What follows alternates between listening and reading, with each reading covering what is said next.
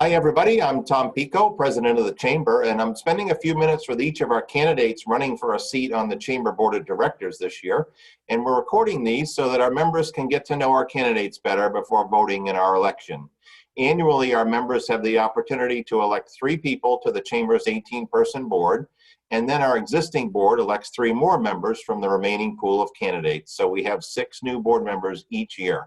The first phase of our election, where members will vote, will run from October 2nd through the 16th. And remember that each business or nonprofit member gets just 1 vote. I'm pleased to be joined now by Chris Austin from Ardiah Managed Solutions. Chris, thank you for spending a few minutes with me today. Absolutely. Looking forward. Great. Thanks. So tell us a little bit about you personally. First, just where's your hometown originally, and how long have you been here in the area, and family and that kind of thing? Sure. So I'm a true maniac. So I was born in Brunswick, Maine. A little bit of my childhood, I was down in the southern Maine area, and then we actually vacated the state of Maine and went to Lakeland, Florida, where I kind of grew up.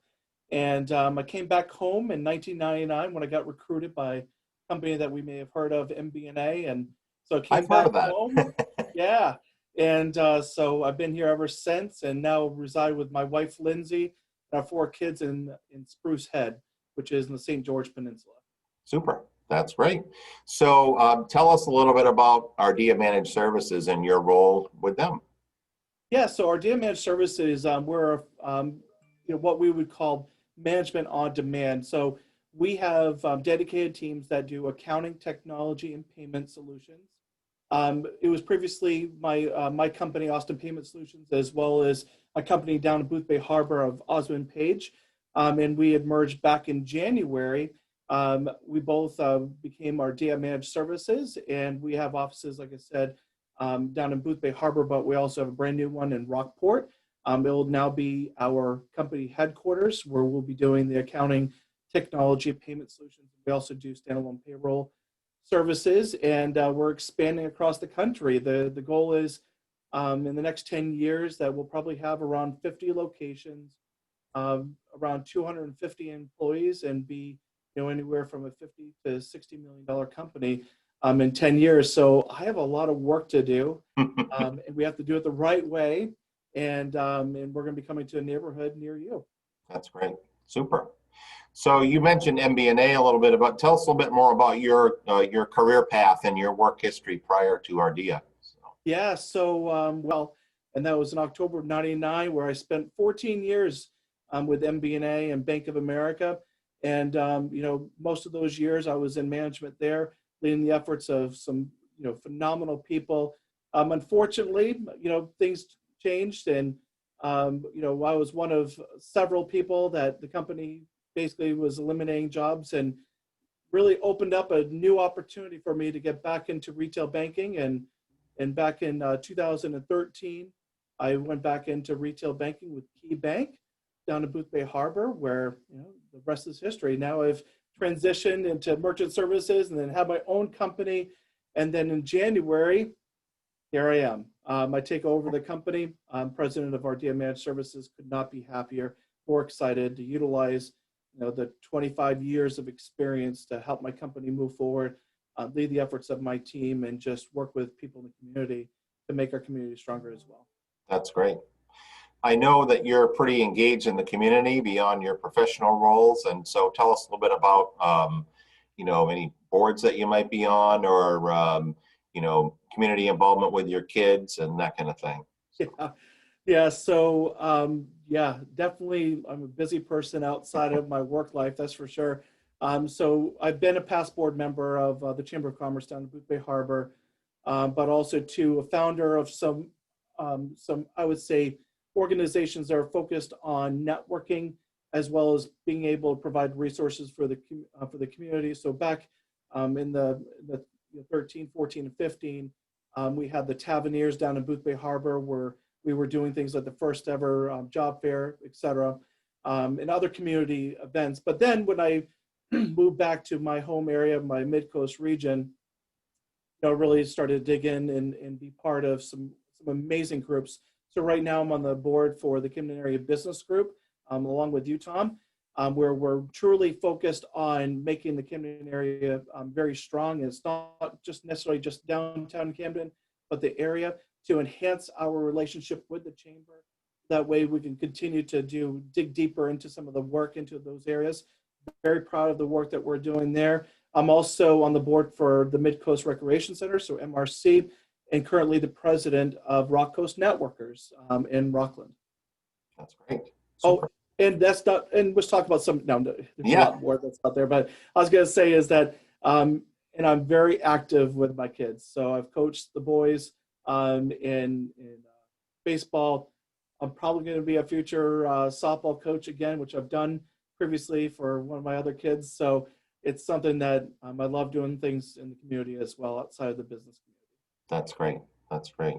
Well, let's transition to talk about the chamber for a minute. You've been an active member with our chamber, and as you had mentioned when you were down in the Booth Bay Harbor region with that chamber, and so we appreciate all you do and the energy that you bring to our chamber. But what do you? What's a couple of things that you find most valuable about being part of the chamber? So.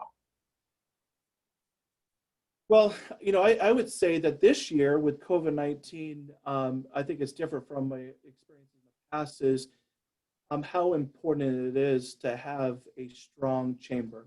Mm-hmm.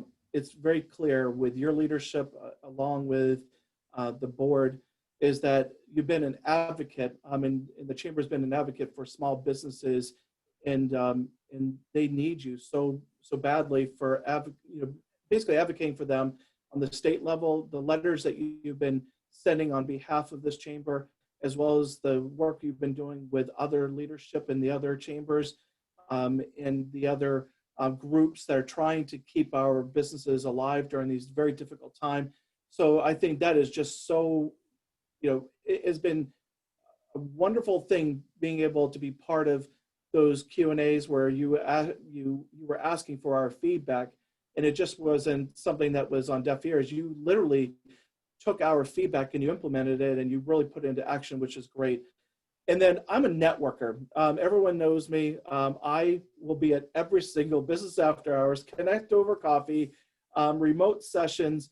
And, yes, we have not been able to do those in person, but some of the other events that you've been doing virtually, I attended every single one of them or some of them I couldn't, but most of them I was able to attend, and it just was a great way to stay connected with people. And I cannot wait for us to get back to the business after hours, the galas, and the different ways for us to, like the expo, ways for us to be able to promote all the wonderful things that we have in our area, but also the connections that we definitely need each and every day to survive.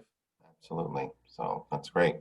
So as you think about potentially joining the board for the chamber, what are some things in your mind that you, ideas that you might bring to the table, or things that you'd like to see the chamber expand on or add for services, or those kinds of things?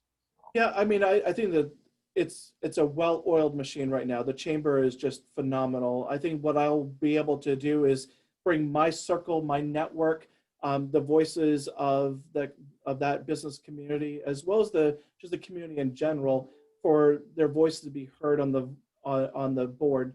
I think of the board almost being like your elected officials almost, where you have constituents and you need to bring their ideas and the values to the board and be able to promote a board or just a chamber that reflects its membership.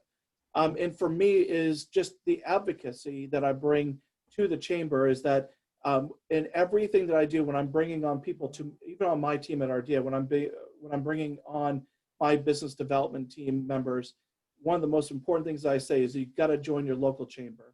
And don't ever think that chamber is just going to bring you business. You have to be part of it. You have to advocate for it, because you have to be able to create as a reflection of your business. But obviously it's not going to be just your business, it's going to be others around you and surrounding you. And those are the things that I'll be able to bring. I'm also someone that I'm not afraid to question something that just doesn't make sense. Sometimes people may think that I stir the pot, but that's always in a positive way when they say that, not in a bad way. And I'm always looking for ways that we can adapt and change. Back in my days at MBNA, there was something that that was said on day one, and I'll never forget it. And it was always look forward to the opportunities that come with change. COVID-19 is a change. We're going to continue to see things that happen, and we're going to have to continue to adapt for change and be able to grow our membership and be able to serve our membership. Super. Great. Well, Chris Austin from Ardiah Managed Services, thank you very much for spending a few minutes with me, and we appreciate your willingness to step up and stand for nomination to our board. So thanks, and look forward to seeing you soon. Absolutely. Thank you.